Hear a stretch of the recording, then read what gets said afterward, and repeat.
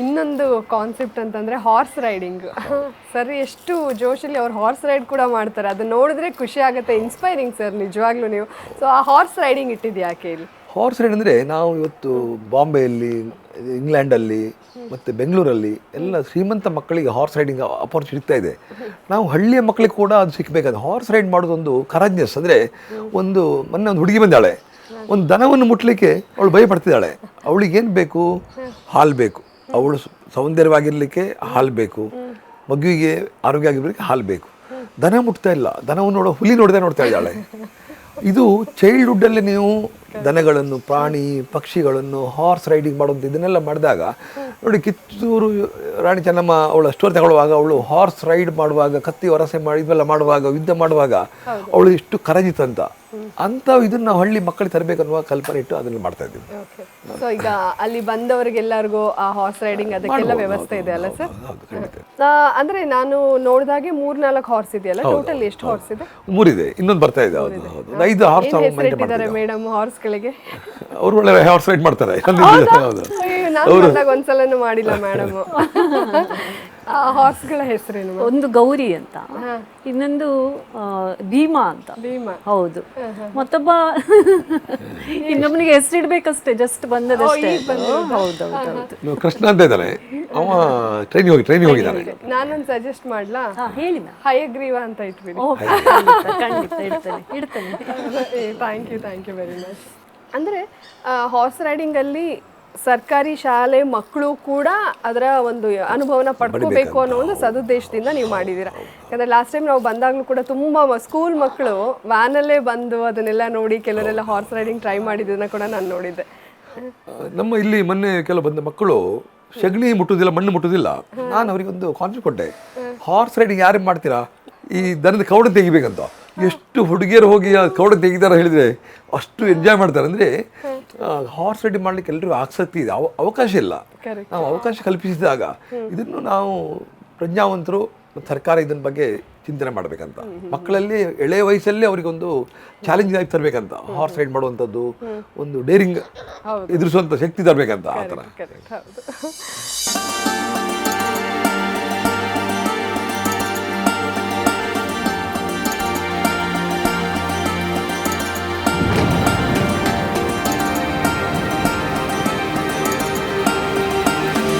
ಕರ್ನಾಟಕದ ಅತಿ ದೊಡ್ಡ ಫಿಶ್ ಅಕ್ವೇರಿಯಂ, ಲೋಕಲ್ ನಿಂದ ಗ್ಲೋಬಲ್ ತನಕ ಎಲ್ಲಾ ರೀತಿಯ ಮೀನುಗಳು ಹಾಗೂ ಕಸ್ಟಮೈಸ್ಡ್ ಅಕ್ವೇರಿಯಂಗಳು ಲಭ್ಯವಿರುವ ಕರ್ನಾಟಕದ ಅತಿ ದೊಡ್ಡ aquarium new king aquarium, Yelahanka ರೈತರ ಸಂತೆ ಬಸ್ ಸ್ಟ್ಯಾಂಡ್, ಬೆಂಗಳೂರು. 9742786429, 9742883999. ಅದ್ರ ಜೊತೆಗೆ ಇನ್ನೊಂದಂತಂದ್ರೆ sir, children day out. So ಅಂದ್ರೆ ಆ ಡೇ ಔಟ್ ಅಲ್ಲಿ ಏನೇನಿರುತ್ತೆ ಸರ್? ಹೌದು, ನಮ್ಮ ಕಾನ್ಸೆಪ್ಟ್ ಅಂದರೆ ಈ ಶಾಲೆ ಮಕ್ಕಳು ಮುಂದೆ ಕೃಷಿ ಮಾಡುವಂಥ ಒಂದು ಕಲ್ಪನೆ ತರಬೇಕು. ಕೃಷಿ ಕೂಡ ಶ್ರೇಷ್ಠ, ದೇಶದ ದೊಡ್ಡ ಒಂದು ಆಸ್ತಿ ಅನ್ನೋದು ತರಬೇಕು. ಅದಕ್ಕೆ ನಾವೇನು ಮಾಡಿದ್ವಿ, ಇಲ್ಲಿ ನಂದನವನವನ್ನು ಮಾಡಿದ್ದೀವಿ. ನಂದನವನದಲ್ಲಿ ಏನಂದರೆ ಕೃಷ್ಣ ಗೋವುಗಳ ಸಂಪರ್ಕದಿಂದ ಯಾವ ಮಟ್ಟಕ್ಕೆ ಬೆಳೆದ ಅಂತ ಅವನ ಥಿಂಕಿಂಗ್ ಯಾವ ಥರ ಹೋಯಿತು, ಅಲ್ಲಿಂದ ಅದು ಪಕ್ಷಿಗಳೊಟ್ಟಿಗೆ ಬೆರೆಯುವುದು. ಒಬ್ಬ ರೈತ ಅಂತ ಹೇಳಿದರೆ ಪಕ್ಷಿಗಳ ಆದಾಯವನ್ನು ಪಕ್ಷಿಯಿಂದ, ಪ್ರಾಣಿಯಿಂದ, ಫಿಶ್ಶಿಂದ, ಕೋಳಿಯಿಂದ ಎಲ್ಲದನ್ನು ತರಬೇಕನ್ನುವ ಕಲ್ಪನೆ ಇಟ್ಟು ಪಕ್ಷಿಗಳೊಟ್ಟಿಗೆ ಬೆರೆಯುವುದು, ದನಗಳೊಟ್ಟಿಗೆ ಬೆರೆಯುವುದು, ಆರ್ಗ್ಯಾನಿಕ್ ಫಾರ್ಮಿಂಗ್ ಬಗ್ಗೆ, ಇದ್ರ ಬಗ್ಗೆ ಎಲ್ಲ ನಾವು ಒಂದು ಸಮಗ್ರ ಚಿಂತನೆ ತಂದು, ಅಂದರೆ ಕೃಷಿಕ ಅನ್ನೋನು ದೇಶದ ಸುಪ್ರೀಂ, ಅವನ ನಂತರ ಆರ್ಮಿ ಮತ್ತು ಸೈಂಟಿಸ್ಟ್ ಅಂತ. ಅವ ಹೊಟ್ಟೆ ಕೊಟ್ಟ ಮೇಲೆ ಮಾತ್ರ ನಮಗೆ ಭದ್ರತೆ ಮತ್ತು ಆಧುನಿಕತೆ. ಅದು ಹೊಟ್ಟೆಗಿಲ್ದಿದ್ರೆ ಯಾವ ಭದ್ರತೆ ಇಲ್ಲ, ಆಧುನಿಕತೆ ಇರೋದಿಲ್ಲ. ಅವನನ್ನು ಶ್ರೇಷ್ಠವಾಗಿ ತರುವುದು, ಆ ಮಕ್ಕಳಲ್ಲಿ ಅವನ ಬಗ್ಗೆ ಒಂದು ಮೌಲ್ಯ ಮಾಡೋದು. ಆಮೇಲೆ ಕೃಷಿಕ ಅಂದರೆ ಸಮಗ್ರ. ನಾನು ಹೇಳೋದು, ನಾನು ಅಡಿಕೆ ಬೆಳೀತಾ ಇದ್ದೇನೆ, ಅಡಿಕೆ ಒಟ್ಟಿಗೆ ನಾನು ಏನು ಮಾಡಿದ್ದೀನಿ, ಪೆಪ್ಪರ್ ಹಾಕಿದ್ದೀನಿ. ಅಡಿಕೆ ಪೆಪ್ಪರ್ ಒಟ್ಟಿಗೆ ನಾನು ಲವಂಗ ಹಾಕಿದ್ದೀನಿ, ಲವಂಗದ ಒಟ್ಟಿಗೆ ನಾನು ಏಲಕ್ಕಿ ಹಾಕಿದ್ದೀನಿ. ಮಂಗಳೂರಲ್ಲಿ ಏಲಕ್ಕಿಯನ್ನು ಬೆಳೀಲಿಕ್ಕೆ ಆಗೋದಿಲ್ಲ, ಆ್ಯಕ್ಚುಲಿ ಕೋಲ್ಡ್ ವೆದರ್ ಬೇಕು. ಮಡಿಕೇರಿ, ಚಿಕ್ಕಮಗಳೂರು, ಇಲ್ಲಿ ಅಡಿಕೆ ಸುಪಾರಿಯ ಇದರಲ್ಲಿ ಪ್ಲ್ಯಾಂಟಲ್ಲಿ ಕಾಳುಮೆಣಸು ಹಾಕಿದ ಮೇಲೆ, ನಿಮ್ಮ ಲವಂಗ ಹಾಕಿದ ಮೇಲೆ ಕೆಳಗೆ ಆಟೋಮೆಟಿಕ್ ಕೋಲ್ಡ್ ಜನರೇಟ್ ಆಗ್ತದೆ. ಅಲ್ಲಿ ಏಲಕ್ಕಿ ಹಾಕಿದ್ರೆ ಆಟೋಮೆಟಿಕ್ ಬರ್ತದೆ. ಒಂದು ಸೈಂಟಿಫಿಕ್ ಆಗಿ ಅದನ್ನು ಡೆವಲಪ್ ಮಾಡಲಿಕ್ಕೆ ಒಂದು 5 ಸ್ಟೇಜ್ 10 ಸ್ಟೇಜಲ್ಲಿ ಕೃಷಿ ಮಾಡಬೇಕನ್ನೋದು.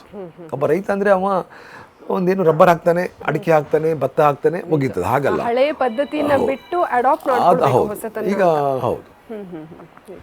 ಮ್ಯಾಮ್ ಇಲ್ಲಿ ಒಂದು ರೌಂಡ್ 27 ಎಕರೆಯಲ್ಲಿ ರೌಂಡ್ ಹಾಕಿಬಿಟ್ರೆ ಅಂದರೆ ನಿಜವಾಗ್ಲೂ ಝೂಗಿಂತ ತುಂಬ ಚೆನ್ನಾಗಿದೆ. ನಾವು ಮೋಸ್ಟ್ಲಿ ಮೈಸೂರಲ್ಲೆಲ್ಲ ಹೋದಾಗ ಎಷ್ಟು ಪ್ರಾಣಿ ಪಕ್ಷಿಗಳನ್ನ ನೋಡ್ಬೋದು, ಆ ಮೇಂಟೆನೆನ್ಸ್ ಎಷ್ಟು ಚೆನ್ನಾಗಿರುತ್ತೋ ಅದಕ್ಕಿಂತ ಡಬಲ್ ನಮಗೆ ಇಲ್ಲಿ ಮೇಂಟೆನೆನ್ಸ್ ನೋಡ್ತೀವಿ.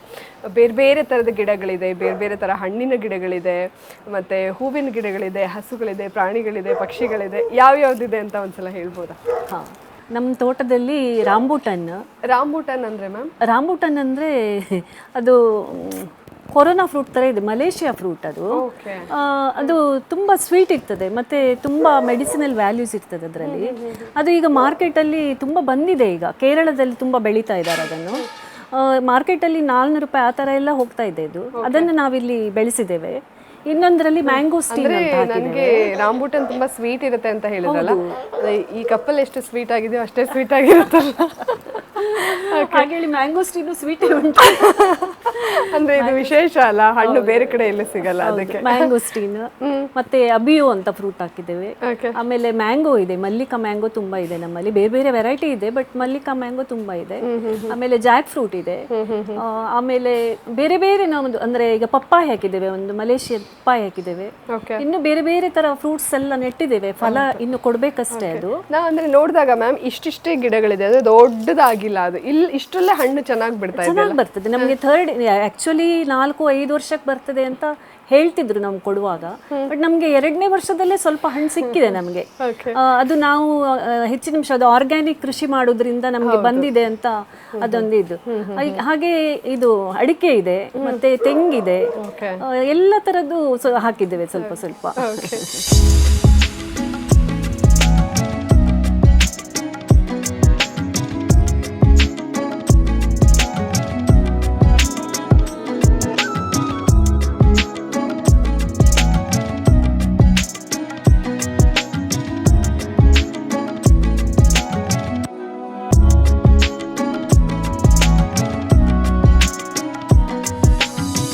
ಬೇರೆ ಬೇರೆ ತರ ಹಸು ಅಂದ್ರೆ ವಿಶೇಷವಾಗಿದೆ ಅಲ್ಲ ಸರ್, ಇಷ್ಟಿಷ್ಟೇ ಹಸುಗಳು ಅಂದ್ರೆ ಅದು ಯಾವ ತಳಿದ್ದು ಸರ್?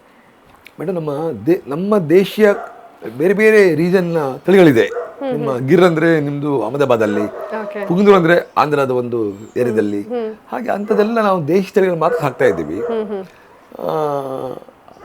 ಅವತ್ತೇ ನಾವು ಆರ್ಗ್ಯಾನಿಕ್ ಫಾರ್ಮಿಂಗ್, ಇಲ್ಲಿ ಎಲ್ಲ ವೇಸ್ಟ್ಗಳು ಆಟೋಮೆಟಿಕ್ ಒಂದು ನಾವು ಪ್ರೋಗ್ರಾಮ್ ಫಿಕ್ಸ್ ಮಾಡಿದ್ರೆ 1 ಗಂಟೆಯಲ್ಲಿ 5500 ಗಿಡಗಳಿಗೆ ಹೋಗ್ತದೆ. ಅಂದರೆ ನಾವು ಟೆಕ್ನಾಲಜಿ ಬಳಸ್ಕೊಂಡಿದ್ದೀವಿ. ನಮ್ಗೆ ಯಾಕಂದ್ರೆ ಇಂಡಸ್ಟ್ರಿ ಬ್ಯಾಕ್ಗ್ರೌಂಡ್ ಇರೋದ್ರಿಂದ ಒಂದು 100 ಜನ ಲೇಬರ್ ಕೆಲಸ 1 ಗಂಟೆಯಲ್ಲಿ ಆಗ್ತದೆ ಆಟೋಮೆಟಿಕ್. ಹಾಗೆಲ್ಲ ನಾವು ಇಲ್ಲಿ ಬಳಸ್ಕೊಂಡಿದ್ದೀವಿ. ಅದು ಕೃಷಿಕ ಅನ್ನೋನು, ರೈತ ಅನ್ನೋನು ದೇಶದ ಬೆನ್ನೆಲುಬು. ಅವ ಸುಪ್ರೀಮು, ಅವ ನಾನು ಇನ್ನೊಂದು ನಮ್ದು ಇಂಡಸ್ಟ್ರಿ ಬ್ಯಾಕ್ಗ್ರೌಂಡ್ ಇದೆ, ಬೇರೆ ಬೇರೆ ವೆಹಿಕಲ್ಗಳಿದೆ. ಇದರಲ್ಲಿ ನಾನು ನೆಕ್ಸ್ಟ್ ಇಯರು ಮಾರ್ಚ್ನ ಬ್ಯಾಲೆನ್ಸ್ ಮಾಡಿ ಮೇ ಮತ್ತು ಜೂನಿಗೆ ಒಂದು ಬೆಂದ್ ಎಸ್ ಕ್ಲಾಸ್ ಇಡಬೇಕು. ನನಗೆ ಬೆಂದ್ ಎಸ್ ಕ್ಲಾಸ್ 2.85 crores ಕಾಡಿಯನ್ನು ಒಬ್ಬ ರೈತ ಎಷ್ಟು ಸುಪ್ರೀಂ ಅನ್ನೋದನ್ನು ನಮ್ಮ ಯಂಗ್ಸ್ಟರಿಗೆ ತೋರಿಸ್ಲಿಕ್ಕೆ ಬಯಸ್ತಾ ಇದ್ದೆ ನಾನು.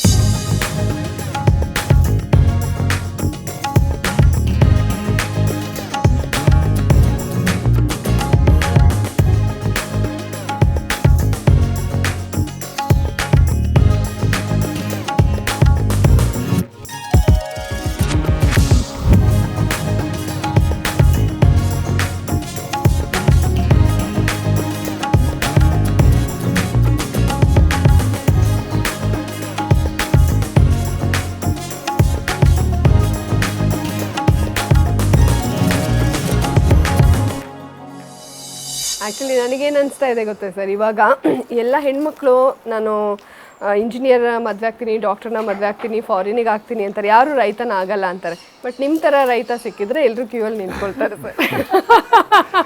ಅಂದರೆ ಇಲ್ಲಿ ಬಂದಾಗ ಸಮಗ್ರ ಅವರು ಇದನ್ನು ಸ್ಟಡಿ ಮಾಡಿ ನೋಡಿ ನಾವು ಏನು ಹಾಕಿದ್ದೀವಿ. ರೈತ ಅನ್ನೋನು ಜೇನು ಹಾಕುವುದಿಲ್ಲ. ನಾಳೆ ಫ್ರೂಟ್ ಗಿಡಗಳು ಹಾಕಿದರೆ ಫಲ ಬರಬೇಕಂತಾದ್ರೆ ನೀವು ಜೇನು ಹಾಕ್ಲೇಬೇಕು. ಜೇನು ತುಪ್ಪಕ್ಕೆ ಜೇನು ಹಾಕುವುದಲ್ಲ. ಈ ಫ್ರೂಟ್ಸ್ ಗಿಡಗಳಲ್ಲಿ ಫಲ ಬರಲಿಕ್ಕೆ ಅಡಿಕೆ ಇರ್ಬೋದು, ತೆಂಗಿರ್ಬೋದು, ಹಣ್ಣಿನ ಗಿಡಗಳಿರ್ಬೋದು, ಇದಕ್ಕೆ ಫಲ ಬರಬೇಕಾದ್ರೆ ನಾವು ಜೇನು ಹಾಕಲೇಬೇಕು. ಜನರಿಗೆ ಗೊತ್ತಿಲ್ಲ. ಜೇನು ಸಾಕುವವನೇ ಬೇರೆ, ಜೇನು ತುಪ್ಪ ಮಾರುವವನೇ ಬೇರೆ, ಕೃಷಿಕ ಬೇರೆ ಆಗಿದ್ದಾನೆ. ಇನ್ನೊಂದೇನಾಗಿದ್ರೆ ಕೃಷಿಕ ದನ ಸಾಕಬೇಕು. ಆರ್ಗ್ಯಾನಿಕ್ ಫಾರ್ಮ್ ಮಾಡಬೇಕಾದ್ರೆ ನೀವು ದೇಶಿ ದನ ಸಾಕಿದಾಗ ಮಾತ್ರ ಆರ್ಗ್ಯಾನಿಕ್ ಫಾರ್ಮ್ ಮಾಡಿ ಆಗ್ತದೆ. ಇವತ್ತೇನಾಗಿ ದನ ಸಾಕುವವನೇ ಬೇರೆ, ಹಾಲು ಮಾರೋವನೇ ಬೇರೆ, ಕೃಷಿಕನೇ ಬೇರೆ ಆಗಿದ್ದಾನೆ. ನಾವು ಹೇಳೋದು ಕೃಷಿಕ ಅನ್ನೋನು ದನ ಸಾಕಬೇಕು, ದನ ಸಾಕೋನು ಕೃಷಿಕ ಆಗಬೇಕು, ಹಾಲಿಗಾಗಿ ಅಲ್ಲ. ನಾವು ಆರ್ಗ್ಯಾನಿಕ್ ಫಾರ್ಮಿಂಗ್ ಆಗಿ ಮಾಡಬೇಕು. ನಾನು ಇಲ್ಲೊಂದು ಫಿಶ್ ಪಾಂಡ್ ಮಾಡ್ತಾ ಇದ್ದೀನಿ. ಫಿಶ್ ಪಾಂಡಿನ ಉದ್ದೇಶ ಅಂದರೆ ಒಂದು ಫಿಶಿಂದ ಲಾಭದಾಯಕ ಬರ್ತದೆ. ಫಿಶ್ಶಿನ ಮೇಲ್ಗಡೆ ಫ್ಲೋಟಿಂಗಲ್ಲಿ ನಾವೇನು ಮಾಡ್ತೀವಿ ಅಂದರೆ ಕೋಳಿ ಫಾರ್ಮ್ ಮಾಡ್ತೀವಿ. ಕೋಳಿ ಹಾಕಿದ ಫುಡ್ಡು ಕೋಳಿ ವೇಸ್ಟ್ ಫಿಶ್ಶಿಗೆ ಫುಡ್ ಆಗ್ತದೆ. ನಮ್ಮ ದನದ ವೇಸ್ಟು ಕೌಡಂಗನ್ನು ಪಾಚಿ ಮಾಡಿ ಅದಕ್ಕೆ ಹಾಕಿದರೆ ಅದಕ್ಕೆ ಫುಡ್ ಆಗ್ತದೆ. ದನದ ವೇಸ್ಟು ಹಾಕಿ ಅಲ್ಲಿ ಫರ್ಟಿಲಿಟಿ ಡೆವಲಪ್ ಆಗ್ತದೆ. ಕೋಳಿಯ ವೇಸ್ಟು ಅಲ್ಲಿ ಹೋಗಿ ಫರ್ಟಿಲಿಟಿ ಡೆವಲಪ್ ಆಗ್ತದೆ. ಫಿಶ್ಶಿನ ವೇಸ್ಟು ಹೋಗಿ ಆಗ್ತದೆ. ಮೂರನ್ನೂ ಬೆರೆಸಿದಾಗ ಆ ನೀರು ನಾವು ಕೃಷಿ ಬಳಸಿದಾಗ ದೊಡ್ಡ ಫರ್ಟಿಲಿಟಿ. ನಮ್ಮ ದೇಶ ವರ್ಷಕ್ಕೆ 9 lakhs crores ಫರ್ಟಿಲೈಸರ್ ಇಂಪೋರ್ಟ್ ಮಾಡ್ತಾ ಇದೆ. ಇಂಥದ್ದು ಕಾನ್ಸೆಪ್ಟ್ ತಂದಾಗ ಆ 9 lakhs crores ನಾವು ಉಳಿಸ್ಬೋದು. ಆಮೇಲೆ ಆ ಫರ್ಟಿಲೈಸರ್ ಹಾಕಿ ಬೆಳೆಸಿದ್ರಿಂದ ಮಣ್ಣು ಸಾಯಿಲ್ ಡೆಡ್ ಆದ್ರಿಂದ, ಕೆಮಿಕಲ್ ಹಾಕಿದ್ರಿಂದ ನಮ್ಮ ಕಾಯಿಲೆ ಕಾಯಿಲೆ ಬರೋದ್ರಿಂದ ಈ ಕಾಯಿಲೆ ನಾವು 9 lakhs crores ಮೆಡಿಸಿನ್ ಇಂಪೋರ್ಟ್ ಮಾಡ್ತಾ ಇದ್ದೀವಿ. 18 lakhs crores ನಾವು ಆ್ಯನ್ಯುವಲ್ ಸೇವ್ ಮಾಡಲಿಕ್ಕೆ ಸಾಧ್ಯ ಇದೆ. 1935 to 1945 ವರ್ಲ್ಡಿನ GDPಯ 50% ಇಂಡಿಯಾದಾಗಿರ್ತಿತ್ತು. ಆಗ ಇಂಡಿಯಾ ಆರ್ಗ್ಯಾನಿಕ್ ಫಾರ್ಮಿಂಗಲ್ಲಿ ಬೇರೆ ಬೇರೆ ಇದರಲ್ಲಿ ನಾವು ತುಂಬ ಲೀಡರ್ ಆಗಿದ್ದೀವಿ. ಅಲ್ಲಿ ಇಂಟಿಗ್ರೇಟೆಡ್ ಫಾರ್ಮಿಂಗ್ ಅಂತಾರಲ್ಲ, ಒಟ್ಟಿನಲ್ಲಿ ಇಡೀ 27 ಎಕರೆಗೆ ಬೇಕಾದಂತಹ ಗೊಬ್ಬರ ಏನಿದೆ ಅದನ್ನೆಲ್ಲ ನೀವು ಇಲ್ಲೇ ಸಾವಯವ ಗೊಬ್ಬರನ ನೀವು ಇದ್ರ ಮೂಲದಿಂದನೇ ಪಡಿತಾ ಇದ್ದೀರಾ. ನೀವು ಹೇಳ್ತಾ ಇದ್ರಿ ಸರ್, ಹೇಳುವಾಗ ನನಗೊಂದು ಹಾಡು ನೆನಪಾಗ್ತಾ ಇತ್ತು. ಇವಾಗ ಜೇನ ದನಿಯೋಳೆ ಮೀನ ಕಣ್ಣೋಳೆ ಅಂತಾರೆ, ಆದರೆ ಜೇನು ಮೀನು ಸಾಕಕ್ಕೆ ಯಾರು ರೆಡಿ ಇರೋದಿಲ್ಲ ಅಂತ ಅಲ್ಲ. ಒಂದು ಎಕರೆಯಲ್ಲಿ ಒಂದು ಫಿಶ್ ಫಾರ್ಮ್ ಮಾಡಿದ್ರೆ ವರ್ಷಕ್ಕೆ ಒಂದು 30 to 40 lakhs ಏನು ಮಾಡ್ಬೋದು ಅವನು ಬರೀ ಮೀನಿನ ಫಾರ್ಮ್ ಇಂದ.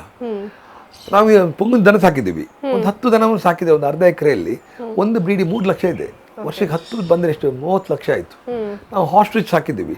ಒಂದು ಮೊಟ್ಟೆಯಿಂದ ಒಂದು ಮರಿ ಬಂದರೆ 1 ಲಕ್ಷ ಇದೆ. ವರ್ಷಕ್ಕೆ ನೀವು 50 ಬ್ರೀಡ್ ಡೆವಲಪ್ ಮಾಡ್ಬೋದು. 50 ಮಾಡಿದ್ರೆ 1 ಲಕ್ಷ ಎಷ್ಟು ಆಯ್ತು? 75 lakhs ಆಯ್ತು.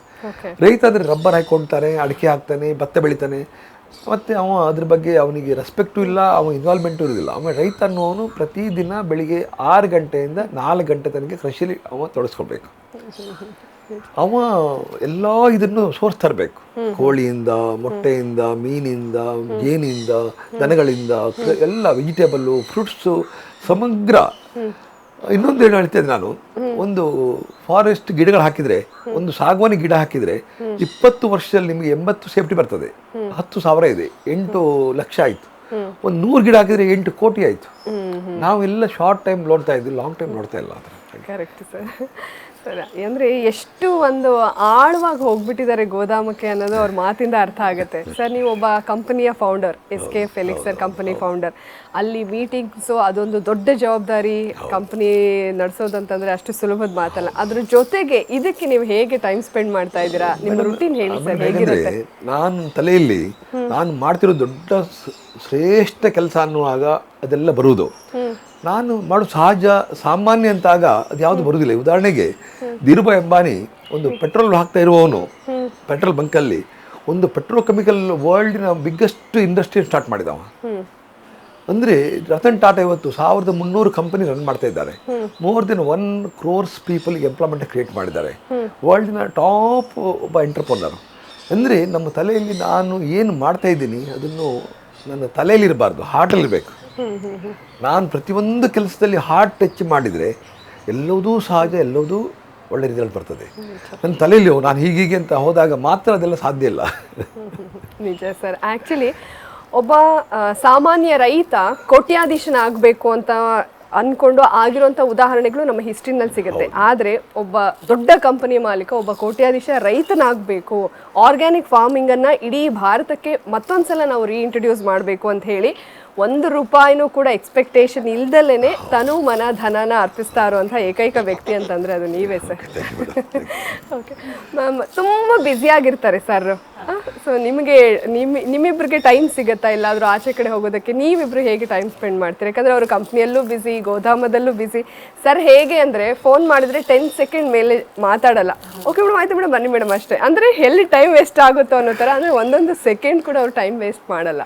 ಸೊ ಹೆಂಗಿರುತ್ತೆ ಮೇಡಮ್, ನಿಮಗೆ ಅವರು ಟೈಮ್ ಕೊಡ್ತಾರಾ? ಇಬ್ಬರು ಕೊಡ್ತಾರೆ. ನಾವಂದರೆ ಅವರು ಹೊರಗೆ ಅವ್ರು ಎಲ್ಲೇ ಇರ್ಲಿ ನನ್ನ ಮನ್ಸು ಅವ್ರ ಹತ್ರ ಇರ್ತದೆ. ಅವ್ರು ಕರ್ಕೊಂಡು ಹೋಗ್ತಾರ ಬಿಡ್ತಾರ ಅದೆಲ್ಲ ಬೇರೆ ಪ್ರಶ್ನೆ. ಅದು ಅಂದ್ರೆ ಅದು ಪ್ರತಿ ಇದು ನನ್ಗೆ ಏನ್ ಹೇಳ್ತಾರೆ ಆ ತರ. ಆಮೇಲೆ ಈಗೇನಂದ್ರೆ ಅವರು ಕಂಪನಿ ಆಲ್ರೆಡಿ ಈಗ ಸೆಟಪ್ ಆಗಿದೆ, ಮೊದ್ಲಿನ ಹಾಗೆ ಅವರು ತುಂಬಾ ಅದ್ರ ಹಿಂದೆ ಆ ತರ ಇಲ್ಲ. ಈಗ ಅಲ್ಲಿ ಎಲ್ಲ ಕಾರ್ಯ ನಿರ್ವಹಿಸ್ಲಿಕ್ಕೆ CEO ಇವರನ್ನೆಲ್ಲ ಅಪಾಯಿಂಟ್ ಮಾಡಿದ್ದಾರೆ. ಸೊ ನಾನ್ ಕಂಡ್ಕೊಂಡಾಗೆ ಇವರಿಗೊಂದು 30% ಜವಾಬ್ದಾರಿ ಕಡಿಮೆ ಆಗಿದೆ. ಒಂದ್ ಕಡೆ ಇರ್ತದೆ ಅದು ಬೇರೆ, ಆದ್ರೆ 30% ಜವಾಬ್ದಾರಿ ಕಡಿಮೆ ಆಗಿದೆ ಅವರಿಗೆ. ಆ 30% ಅನ್ನು ಇಲ್ಲಿ ಸ್ಪೆಂಡ್ ಮಾಡ್ತಾರೆ. ಇಲ್ಲಿ ಸ್ಪೆಂಡ್ ಮಾಡುವಾಗ ಏನಂದ್ರೆ ಅವರ ಪ್ರತಿ ಕ್ಷಣ ಅವ್ರ ಜೊತೆಲಿ ನಾನು ಇರ್ತೇನೆ. ಹೌದು. ಆಮೇಲೆ ನಮ್ಗೆ ಇಂಥ ಒಂದು ವಾತಾವರಣದಲ್ಲಿ ಕಳೆಯುವಾಗ ಎಲ್ಲಿ ಹೋಗ್ಬೇಕು ಅಂತ ಆತರ ಒಂದು ಥಿಂಕಿಂಗ್ ಬರೋದೇ ಇಲ್ಲ. ಆದ್ರೆ ನನ್ಗೆ ಒಂದೇನಂದ್ರೆ ಒಂದ್ಸಲ ಡ್ರೆಸ್ ಅಪ್ ಆಗ್ಬೇಕು ನಾನು ಅವ್ರ ಎದುರಿಗೆ, ಅದಕ್ಕೋಸ್ಕರ ಒಂದ್ಸಲ ಹೊರಗೆ ಹೋಗಿ ಬರ್ತೇವೆ. ಬಿಟ್ರೆ ಈಗ ಪ್ಲಾನ್ ಮಾಡ್ಕೊಂಡು ಅಲ್ಲಿ ಹೋಗ್ಬೇಕು ಇಲ್ಲಿ ಹೋಗ್ಬೇಕು ಅಂತ ಯಾವ ಇದು ಇಲ್ಲ. ಅವ್ರು ಇಲ್ಲಿ ಎಷ್ಟೊತ್ತು ಇರ್ತಾರೆ, ನನ್ನ ಜೊತೆನೇ ಇರ್ತಾರೆ, ನಾನು ಅವ್ರ ಜೊತೆನೇ ಇರ್ತೇನೆ. ನಾನು ಅದರಲ್ಲೇ ತುಂಬಾ ಖುಷಿ ಪಡ್ತೇನೆ. ಮ್ಯಾಮ್ ಅಂದ್ರೆ ಇಲ್ಲಿ ಬಂದು ಎಷ್ಟು ವರ್ಷ ಆಯ್ತು ಮ್ಯಾಮ್ ಗೋದಾಮ? ಇಲ್ಲಿ ಬಂದು ನಾವೀಗ 7 years ಆಯ್ತು. ಓಕೆ. ನಿಮಗೆ ಅಂದ್ರೆ ಒಂಥರ ಒಳ್ಳೆ ಗಾಳಿ, ಒಳ್ಳೆ ಒಂದು ಫ್ರೆಶ್ ಒಂದು ಮೆಡಿಟೇಷನ್ ಮಾಡೋದಕ್ಕೆ ಇರ್ಬೋದು. ಸೊ ಒಟ್ಟಿನಲ್ಲಿ ನಾನು ನಿಮ್ಮನ್ನ ಹೆಂಗ್ ಕರಿಬೇಕು ಅಂತ ಗೊತ್ತಾಗ್ತಿಲ್ಲ. ಏನ್ಷಿಯಂಟ್ ಕಪಲ್ ಅನ್ಬೋದಾ, ಮಾಡರ್ನ್ ಕಪಲ್ ಅನ್ಬೋದಾ ನಮ್ಮನ್ನ? ನಾನಂತೂ ಏನ್ಷಿಯಂಟ್ ಕಪ್ಪಲ್ಲೇ ನಾವು. ಬಟ್ ಇವರು ಹೊರಗಡೆ ಹೋದಾಗ ಸ್ವಲ್ಪ ಮಾಡರ್ನ್ ಇರ್ತಾರೆ. ಅಂದ್ರೆ ಅದು ಅವರ ಆ ಒಂದು ಇದ್ರಲ್ಲಿ ಅವರು ಹಾಗೆ ಆಗ್ಬೇಕಾಗ್ತದೆ. ಅಲ್ಲಿರುವಾಗ ನಾನು ಸಹ ಅವ್ರ ಜೊತೆ ಹಾಗೆ ಇರ್ಬೇಕಾಗ್ತದೆ. ಬಟ್ ನಮ್ಗೆ ಏನ್ಷಿಯಂಟ್ ಆಗಿ ಮೊದಲಿನ ಹಾಗೆ ಇರ್ಲಿಕ್ಕೆ ತುಂಬಾ ಖುಷಿ. ಅಂದ್ರೆ ಒಂದೊಂದು ಈ ಗೋದಾಮದಲ್ಲಿ ಒಂದು ಕಲ್ಲು ಕೂಡ ಹೀಗೆ ಇರ್ಬೇಕು ಅನ್ನೋದೊಂದು ಅವ್ರದ್ದು. ಯಾಕಂದ್ರೆ ಇಲ್ಲೇ ನೋಡಿ, ನಮ್ಮ ಮುಂದೆ ಎಲ್ಲ ಬೇರೆ ಹೊಸ ತರದ್ ಏನಾದ್ರು ಹಾಕ್ಬೋದಾಗಿತ್ತು ಟೆಕ್ನಾಲಜಿ ಅಳವಡಿಸ್ಕೊಂಡು, ಆದ್ರೆ ಅವರು ಕಲ್ಲಿನ ಬೆಂಚ್ನ ಮಾಡಿಸಿದ್ದಾರೆ. ಅದು ಹಿಂದೆ ಎಲ್ಲ ಕೂತಾಗ ಮಾತಾಡುವಾಗ ಅದು ಹೇಗಿತ್ತು ಅದೇ ತರ ಇರಬೇಕು. ಅಂದ್ರೆ ಫೋಕಸ್ಡ್ ಆಗಿರ್ಬೇಕು, ಎಲ್ಲರೂ ರಿಲ್ಯಾಕ್ಸಿಂಗ್, ಏನಾದ್ರೂ ಸ್ವಲ್ಪ ವರ್ಕ್ ಕೂತ್ರೆ ಆರಾಮಾಗಿ ಇದ್ಬಿಡ್ತಾರೆ. ಬಟ್ ಇಲ್ಲಿ ಕೂತಾಗ ನಾವು ಸ್ವಲ್ಪ ಅಲರ್ಟ್ ಆಗಿರ್ತೀವಿ.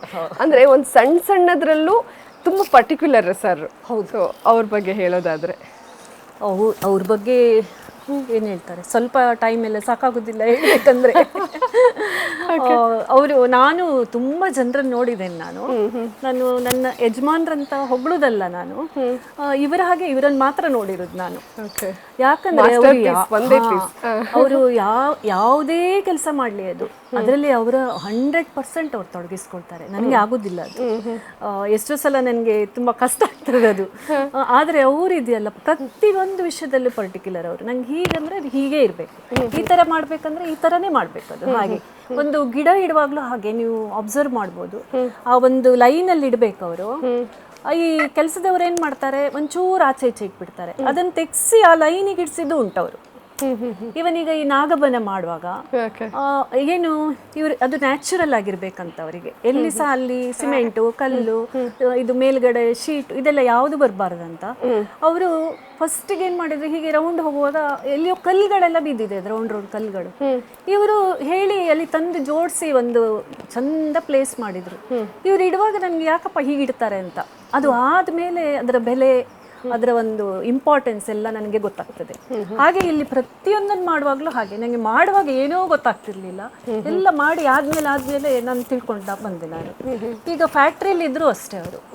ಅವರು ಹೋದ್ರೆ ಅದೇನು ಹೇಳ್ತಾರೆ, ಅವ್ರು ತುಂಬಾ ಸಣ್ಣ ಮಟ್ಟದಿಂದ ಅದನ್ನು ಬೆಳೆಸ್ಕೊಂಡು ಬಂದದ್ದು. ಅವರು ಅಲ್ಲಿ ಒಂದು ಚೂರು ಆ ಕಡೆ ಈ ಕಡೆ ಆದ್ರೂ ಅವ್ರಿಗೆ ಗೊತ್ತಾಗ್ತದೆ, ಬೇರೆ ಯಾರಿಗೂ ಗೊತ್ತಾಗೋದಿಲ್ಲ ಅದು. ಅಲ್ಲಿ ಎಷ್ಟೋ ವರ್ಷದಿಂದ ಕೆಲಸ ಮಾಡ್ತಾ ಇರ್ತಾರೆ, ಅವರಿಗೆ ಅದೆಲ್ಲ ಗೊತ್ತೇ ಆಗೋದಿಲ್ಲ. ಇವ್ರನ್ನ ಜಸ್ಟ್ ಹೀಗೆ ಪಾಸ್ ಆದ್ರೆ ಅಲ್ಲಿ ಹೀಗೆ ಇದು ಹೀಗೆ ಆ ತರ. ಹಾಗೆ ಅವರ ಒಂದು ವರ್ಕ್ ಅಲ್ಲಿ ಉಂಟಲ್ವಾ, ಅವರು ತುಂಬಾ ಅವರನ್ನು ಏನ್ ಹೇಳ್ತಾರೆ ಅರ್ಪಿಸ್ಕೊಂಡ್ ಬಿಡ್ತಾರೆ. ಹೌದು, ಮನೋಭಾವ ಇಲ್ಲ ಮಾಡುದಿಲ್ಲ. ಏನಂದ್ರೆ ಅವ್ರಿಗೆ ನಿದ್ರೆ ಬರ್ತದೆ, ಏನೂ ಗೊತ್ತಾಗುದಿಲ್ಲ ಅವರಿಗೆ. ಸೊ ಬಂದ್ರೆ ಹಾಗೆ, ಇಲ್ಲ ಅಂತಂದ್ರೆ ಬೇಕಿದ್ರೆ ಮಧ್ಯರಾತ್ರಿ ಎತ್ಕೊಂಡು ಕುತ್ಕೊಂಡ್ ಬಿಡ್ತಾರೆ ಅವರು. ಪುನಃ ಆ ಮಧ್ಯರಾತ್ರಿ ಎತ್ಕೊಂಡು ಯೋಚನೆ ಮಾಡೋದು, ಮತ್ತೆ ಏನೋ ಬರೀ ಇದ್ ಮಾಡೋದು, ಏನು ಮಾಡ್ತಾನೆ ಇರ್ತಾರೆ ಮಾತ್ರ. ಅವರು ಸುಮ್ಮನೆ ಕುತ್ಕೊಳ್ಳೋ ವ್ಯಕ್ತಿ ಅಂತ ಅಲ್ವೇ ಅಲ್ಲ. ಇಲ್ಲಿ ನೀವು ಕೂರ್ಸಿದ್ರೆ ಅದೇ ಖುಷಿ ಸದ್ಯ. ಅದು ಅವ್ರ ಮನ್ಸಲ್ಲಿ ಯೋಚನೆ ಮಾಡ್ತಾ ಇರ್ತಾರೆ, ಬಿಟ್ರೆ ಹೋಗೋಣ, ಎಷ್ಟೊತ್ತು ಮಾತಾಡ್ತಾರೋ, ಬೇಗ ಮುಗಿಸಿದ್ರೆ ಸಾಕು ಅಂತ. ಕರ್ನಾಟಕದ ಅತಿ ದೊಡ್ಡ ಫಿಶ್ ಅಕ್ವೇರಿಯಂ, ಲೋಕಲ್ನಿಂದ ಗ್ಲೋಬಲ್ ತನಕ ಎಲ್ಲಾ ರೀತಿಯ ಮೀನುಗಳು ಹಾಗೂ ಕಸ್ಟಮೈಸ್ಡ್ ಅಕ್ವೇರಿಯಂಗಳು ಲಭ್ಯವಿರುವ ಕರ್ನಾಟಕದ ಅತಿ ದೊಡ್ಡ aquarium new king aquarium, Yelahanka ರೈತರ ಸಂತೆ bus stand, Bengaluru. 9742786429 9742883999. Savita ma'am, ಇಲ್ಲಿ ಯಾರ್ಯಾರಿದ್ದೀರಾ ನೀವು ಮನೆಯಲ್ಲಿ? ಮನೆಯಲ್ಲಿ ನಾನು, ಇವರು ಮತ್ತೆ ನನ್ನ ಮಗ ಇದ್ದಾನೆ. ಹೌದಾ? ನಿಮ್ಮ ಮಗ ಏನು ಹೆಸರು? ಅವ್ರು ಏನು ಮಾಡ್ತಾ ಇರೋದು? ಅವನು ರಕ್ಷತ್ ಅಂತ ಅವನ ಹೆಸರು. ಅವನು ನಿಜವಾಗಿ ಬೆಂಗಳೂರಲ್ಲಿ ಮಾರ್ಗನ್ ಸ್ಟ್ಯಾನ್ಲಿಯಲ್ಲಿ ಇದ್ದಾನೆ. ಅವನು ಅಲ್ಲಿ 15 ಡೇಸ್ ಮಾಡಿ ಇಲ್ಲಿ ಮನೆಗೆ 15 ಡೇಸ್ ಬರ್ತಾನೆ ಅವನು. ಓಕೆ, ಹೌದು ಸರ್. ಹೇಗೆ ಕಂಪನಿ ಮತ್ತೆ ಇದನ್ನ ಬ್ಯಾಲೆನ್ಸ್ ಮಾಡ್ತಾರೋ ಅವ್ರು ಹಾಗೆ ಅಲ್ಲಿ ಇಲ್ಲಿ ಮಾಡ್ತಾ ಇದ್ದಾರೆ. ಮತ್ತೆ ಇನ್ನಿಬ್ರು ಇದ್ದಾರೆ ದೊಡ್ಡವರು, ಅವರು ಫ್ಯಾಕ್ಟ್ರಿಯಲ್ಲೇ ಎಲ್ಲ ನೋಡ್ಕೊಳ್ತಾ ಇದ್ದಾರೆ. Sir, okay sir. ಅಂದರೆ ಒಂದು ಸಾವಯವ ಕೃಷಿ ಪದ್ಧತಿ ಅನ್ನೋದನ್ನು ಜಗತ್ತಿಗೆ ನೀವು ಇಂಟ್ರೊಡ್ಯೂಸ್ ಮಾಡಬೇಕು ಅನ್ನೋ ಉದ್ದೇಶದಿಂದ ಬಹಳ ಶ್ರಮ ಹಾಕಿ ಇದನ್ನು ಮಾಡ್ತಾ ಇದ್ದಾರೆ ಸರ್. ಗೋಧಾಮ ಅನ್ನೋದು ನಿಮ್ಮ ಕನಸಿನ ಕೂಸು.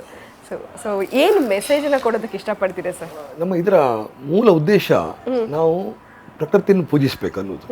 ಪ್ರಕೃತಿಯನ್ನು ನಾವು ಕಳ್ಕೊಳ್ತಾ ಇರೋದು ಪುನಃ ಪಡಿಬೇಕು.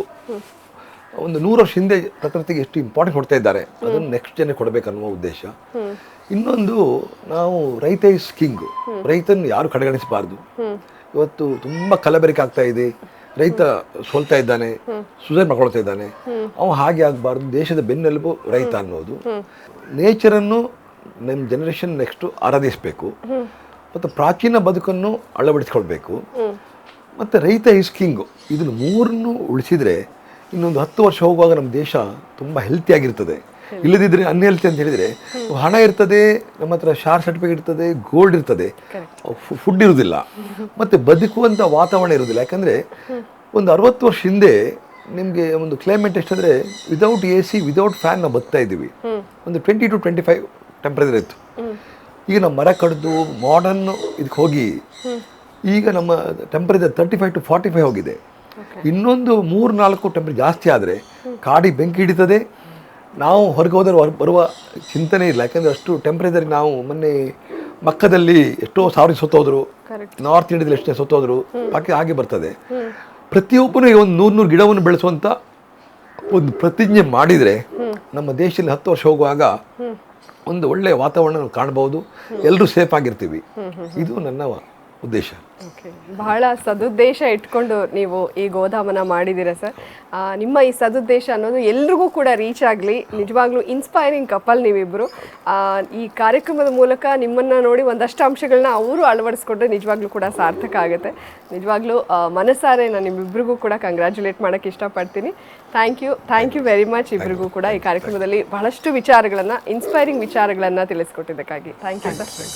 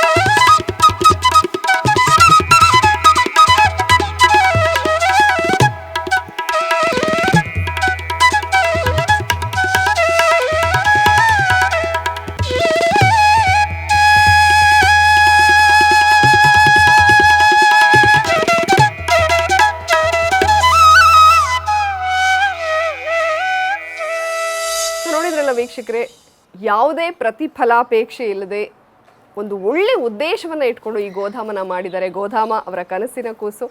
ಅವರ ಮಾತುಗಳಿಂದ ನೀವು ಕೂಡ ಇನ್ಸ್ಪೈರ್ ಆಗಿದ್ದೀರಾ ಅಂತ ಭಾವಿಸ್ತೀನಿ. ಒಂದಷ್ಟು ವಿಚಾರಗಳನ್ನು ಈ ಕಾರ್ಯಕ್ರಮವನ್ನು ನೋಡೋ ಎಲ್ಲರೂ ಮೈಗೂಡಿಸ್ಕೊಂಡ್ರೆ ಈ ಕಾರ್ಯಕ್ರಮ ಮಾಡಿದ್ದು ನಿಜಕ್ಕೂ ಕೂಡ ಸಾರ್ಥಕ ಅನಿಸುತ್ತೆ. ಈ ಕಾರ್ಯಕ್ರಮ ನೋಡಿ ನಿಮಗೇನು ಅನ್ನಿಸ್ತು ಅಂತ ನಿಮ್ಮ ಅನಿಸಿಕೆ, ಅಭಿಪ್ರಾಯಗಳನ್ನು ಕಮೆಂಟ್ ಬಾಕ್ಸ್ನಲ್ಲಿ ತಿಳಿಸಿ. ಜಾನ್ವಿ ಚಾನೆಲ್ಗೆ ಇದುವರೆಗೂ ಯಾರೆಲ್ಲ ಸಬ್ಸ್ಕ್ರೈಬ್ ಮಾಡಿಲ್ವೋ ಈ ಕೂಡಲೇ ಸಬ್ಸ್ಕ್ರೈಬ್ ಮಾಡಿ. Thank you very much.